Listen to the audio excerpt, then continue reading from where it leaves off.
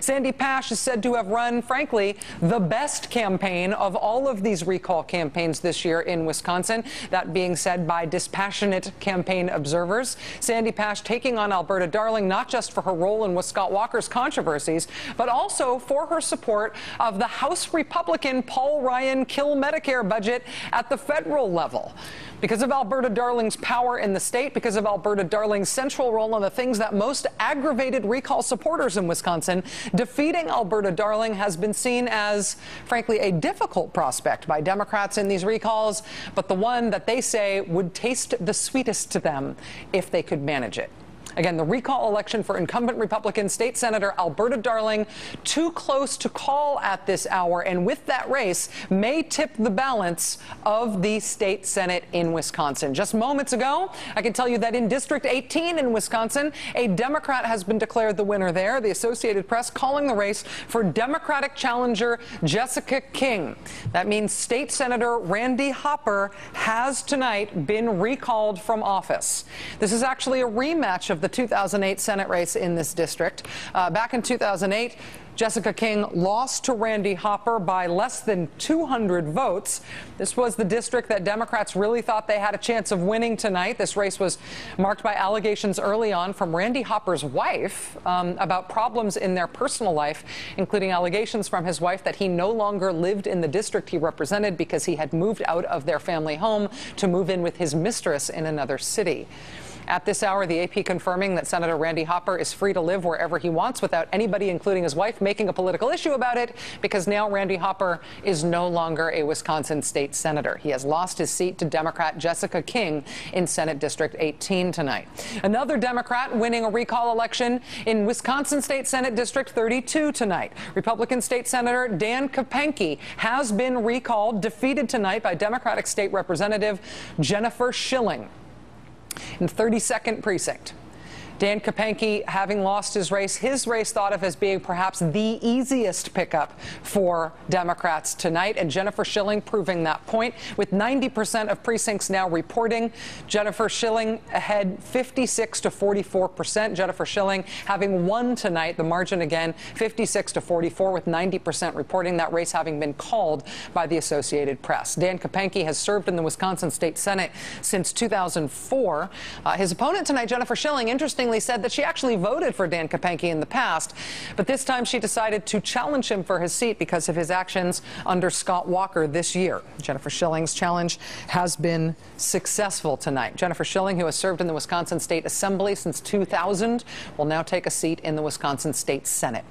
3 Republican senators have held on to their seats tonight, fending off recall efforts. One of them is Republican Senator Robert Coles. He easily held on to his seat tonight. Robert Coles' recall race against Democratic challenger Nancy Nussbaum was the first one that was called tonight. It was called in Senator Coles' favor. In this race, Senator Coles had been considered the safest of the 6 Republicans facing recall tonight. The petition to recall him was the last one to be filed, and in a set of elections that was drenched in campaign cash, the total spending on both sides of the Coles race was reported to be the lowest of all the recall races. Again, with 94% of precincts reporting this race long called the Republican, state senator, the incumbent Robert Coles, having fended off Nancy Nussbaum as the Democratic challenger. Also in District 10 tonight, that was the second race called tonight. The Republican incumbent state senator Sheila Harsdorf has kept her seat, defeating her Democratic challenger Shelley Moore. With his 100% of precincts reporting the final tally there, Harsdorf with 58% of the vote, Shelley Moore with 42% of the vote, so a comfortable margin there for Sheila Harsdorf in District 10. Early on, Senator Harsdorf had been considered vulnerable by Democrats, but polling in the last few days before the election did show Harsdorf pulling rather comfortably ahead of her opponent. Shelley Moore is a high school English teacher in Wisconsin. She's a member of the teachers union that had its right to collectively bargain stripped away by Governor Walker and by the legislature's Republicans this winter. And over in District 14, the Republican incumbent Luther Olsen managed to hold on to his seat by a slimmer margin tonight, with 100% of precincts reporting in the 14th district. Republican Luther Olsen has received 56% of the vote, 52% of the vote. His Democratic challenger, Fred Clark, at 48% of the vote. Now, this was no sure thing heading into tonight's elections in terms of predictions, but by the 4-point spread that you see there, State Senator Luther Olsen has defeated the recall effort against him and has held on to his seat. So again, to recap, right now, Democrats have picked off 2 Republican state senators in the great state of Wisconsin. If Senator Alberta Darling hands on to her seat, that will mean that Republicans will have a majority of 1 in the state Senate. If Alberta Darling falls tonight, Democrats will take control of the state Senate. But if Alberta Darling holds on, if that happens, I have a wild card to throw your way. If Alberta Darling holds on tonight and the Republican margin in the Wisconsin State Senate goes to 1, all eyes in Wisconsin will turn to this guy as a potential wild card for the real balance of power in the state capitol. He is a Republican. He is State Senator Dale Schultz. He represents Wisconsin District 17. Wisconsin State Senator Dale Schultz, while he is a Republican, has been loudly dissenting from many positions of his party this year. He has been working recently very closely with a Democratic state senator named Tim Cullen. Senator Schultz saying of his new Democratic friend, quote, "Tim and I have a great partnership." The pair say they are currently working together on issues including local infrastructure. With Senator Schultz having voiced some concerns about the behavior of his own party and even some regrets about what they did on the crucial union stripping vote this year, could Republican Senator Dale Schultz become a Democratic ally in the Wisconsin State Senate, even if Republicans nominally hold on tonight, with all eyes on the Alberta Darling race? Joining us for the second time tonight is Wisconsin State Senator John Erpenbach, who you may recall is one of the 14 Democrats in the state Senate who left the state earlier this year in an attempt to halt passage of the union stripping bill. Senator Erpenbach, thank you for joining us again, sir. Thank you, Rachel. The best Democrats could do is to go 3-3 tonight, 3 wins and 3 losses. Right now, we do not know what has happened, what the final result is going to be in the Alberta Darling race. Do you have any further information for us about what we ought to expect there in terms of when things will come in or what we should look for? Well, we've been told now by Waukesha County that we won't know for at least an hour what the results are in Waukesha County, which, Rachel, is simply ridiculous. They have the same voting machines everybody else does, and it's coming down to Waukesha County yet again here in the state of Wisconsin. So that's real frustrating. If you recall in the Supreme Court race we had here in Wisconsin a short time ago, Joanne Kloppenburg was unofficially declared the winner on election night, but in Waukesha County the next day or two they found 14,000 more votes for Justice Prosser. So that's kind of what's going on here in Wisconsin. It's ridiculous that it's come down to this. In terms of our results so far in that race, I think we've got one more board that we can show you right now. I'm told that we've got 79% of precincts now reporting Alberta Darling leading Sandy Pash 52-48. Again, that is with 79% of precincts reporting, and of course all eyes on Waukesha County.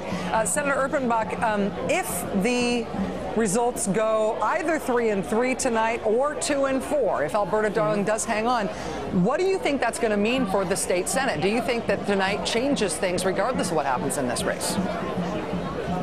I think it does, simply because we've already won 2 seats. We've won 2 seats in one a fairly Republican area. There's no doubt about that. And obviously we're neck and neck in a pretty Republican area with Senator Darling's seat right now. So there's no doubt to me that it's going to send a signal to the state Senate that we need to get along, we need to work together. And what you said at the top of the show regarding Dale Schultz is absolutely true. Dale's a good guy. He looks at the issue more so than he looks at the party. He kind of has always been that way. And he's more about good government and what good can we do, as opposed to, okay, how can one party stick it to the other? He's kind of always been that way. So needless to say, when working with Tim Cullen and trying to deal with some bipartisan stuff in the state Senate, I think it's good. In terms of Dale Schultz and the details of how important he will be, particularly if the Alberta Darling race, if Alberta Darling is able to fend off this recall challenge tonight. Again, at this point, we are not calling that race. No. Is Dale Schultz somebody who's going to face pressure to actually switch parties, or is he somebody who you'd see staying as a Republican but being willing to substantively work with Democrats issue to issue? I don't think Dale switches parties, but again, I think Dale will govern the way he's always governed and voted the way he's always voted. He's always taken a look at the issue. Number one, how it has an impact on his district, like we all do, and then secondly, how it has an impact on the rest of the state of Wisconsin, which would explain his vote on collective bargaining back in March, I believe, is when that happened. But in the end, what's going on here in Senator Darling's district is we're going to have a very, very close race. There's a pile of absentee ballots that need to be counted yet, so you're right, nobody's conceding anything. But again, in order to get the state of Wisconsin together and move us forward, that certainly can start in the state Senate with Dale Schultz working with the Democrats. What we do know tonight is that you've got two new Democratic colleagues that you'll be working with shortly, Jennifer Schilling and Jessica King. What can you tell us about what's important about the districts in which those two new Democratic senators won tonight? Well, let's start in Jess King's seat. Now, that's a Republican seat that's been held by a Republican for a long time. And when Jess ran against Randy Hopper a couple of years ago, she came in with within a few hundred votes of actually defeating him. And it's one of those races that flew underneath the radar. But it also tells you that what's trending in the Fox Valley is in Wisconsin, it's kind of trending a little more Democrat, so that's good. Over in western Wisconsin, where Jen Schilling won, it doesn't surprise me that Jen won. First of all, she's an outstanding legislator. She's done a phenomenal job in the state assembly. She'll do an even better job, I believe, in the state Senate. We're very happy to have her. That seat's kind of gone back and forth, but Dan Kapanke was a pretty popular guy up there.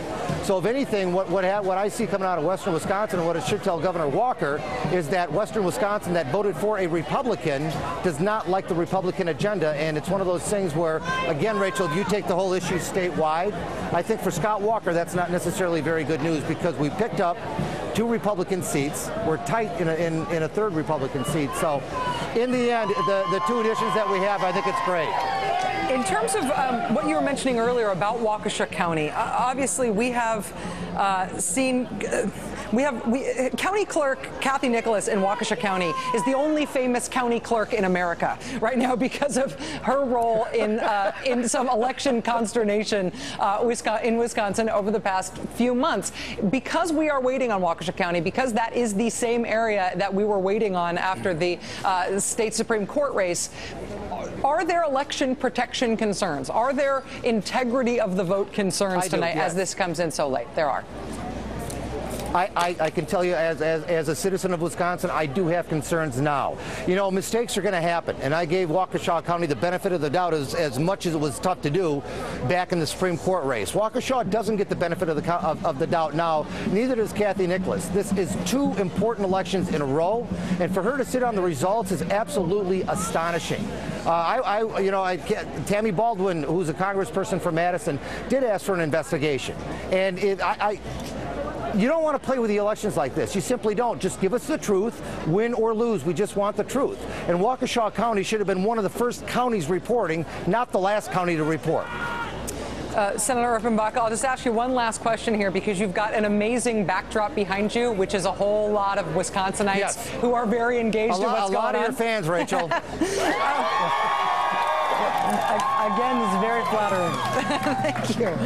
But let me just ask you, I mean, it's been a long night already, and we still don't know. The balance of power in the state Senate is still hanging. We still don't know what's going to happen. It may be some time before we get results here.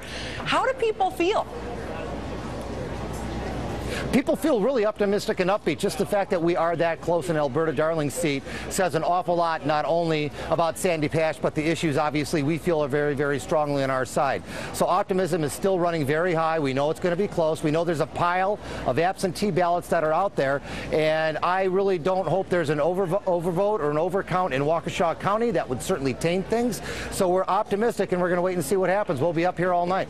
Democratic State Senator John Erpenbach of Wisconsin, thanks you once again for your time tonight, sir. Enjoy the night. Really appreciate it. All right. Thanks, Rachel. Good to see you again. Thank you. There's still a race to be decided in Wisconsin State Senate recall elections. There is a ton hanging in the balance. Can we put up the latest boards? Do we have the latest results that we've got on the one state Senate race that still remains here? We're going to have up-to-date numbers throughout the hour. We've got a live report from Ed Schultz in Madison coming up. But again, we've got one race in Wisconsin right now. Three Republican state senators have fended off Democratic challengers. Two Democrats have have picked off Republican state senators. Democrats need to pick out 3 seats in order to change the balance of power in the state Senate, and this is the race that remains. The incumbent Republican senator is Alberta Darling. The Democratic challenger is Sandy Pash. Right now, with 80% of precincts reporting, Alberta Darling is ahead, 53 to 47%. Results coming in this race much slower than in the other races, but we will keep an eye on this as it happens throughout the night. We'll be live with Ed Schultz when we come back.